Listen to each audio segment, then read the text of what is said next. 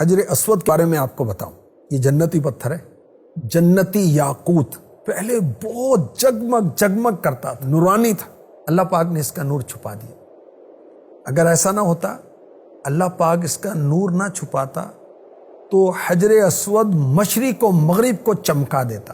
سنگ اسود دیوار کعبہ میں قائم کیا گیا تو کیا ہوا؟ تفسیر نعیمی میں لکھا ہے چاروں طرف دور تک اس کی روشنی پہنچی۔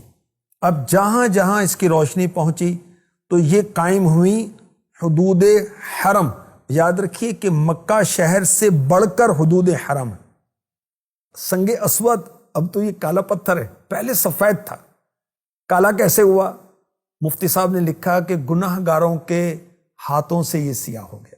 اور حدیث پاک میں ہے حجر اسود ایک جنتی پتھر ہے، قیامت کے دن اس کو اٹھایا جائے گا، دو اس کی آنکھیں ہوں گی، زبان ہوگی، بات کرے گا، ہر شخص کی گواہی دے گا جس نے حق و صداقت کے ساتھ اس کو چوما ہوگا۔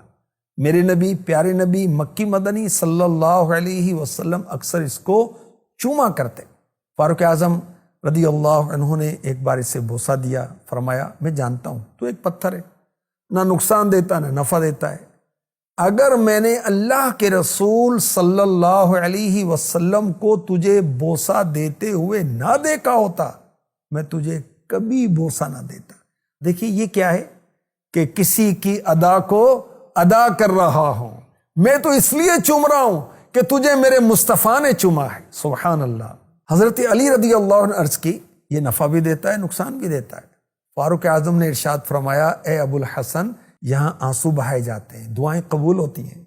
حضرت علی رضی اللہ عنہ عرض کی یہ نفع و نقصان اللہ کی اجازت سے دیتا ہے۔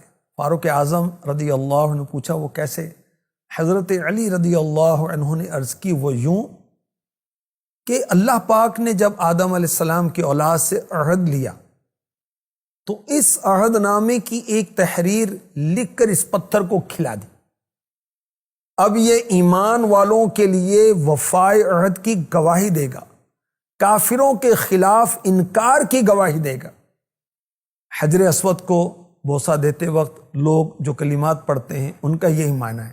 وہ کلمات کیا ہیں؟ اللہم ایمانا بک وتصدیقا بکتابک ووفاء بعہدک واتباعا لسنت نبیک محمد صلی اللہ علیہ وسلم۔ اے اللہ پاک میں تجھ پر ایمان لاتے ہوئے، تیری کتاب کی تصدیق کرتے ہوئے، تیرے عہد کو پورا کرتے ہوئے، تیرے نبی حضرت سیدنا محمد صلی اللہ علیہ وسلم کی پیروی کرتے ہوئے اسے بوسہ دیتا ہوں۔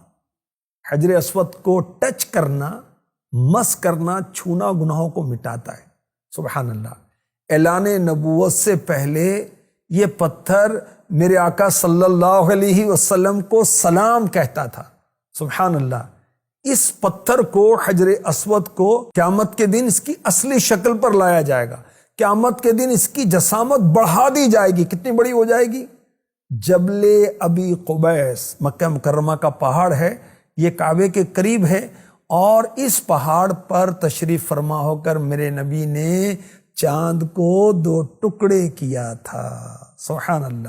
رسول انور صاحب کوثر صلی اللہ علیہ وسلم فرماتے ہیں دنیا والوں میں سے جو حجر اسود کا استلام کرے گا یا بوسہ دے گا، بوسہ کے معنی چومنا ہے، اسلام یہ کہ اشارے سے یوں کرنا ہے، یہ اس کو لیے گواہی دے گا اور بے شک یہ سفارش کرے گا اور اس کی سفارش قبول ہوگی۔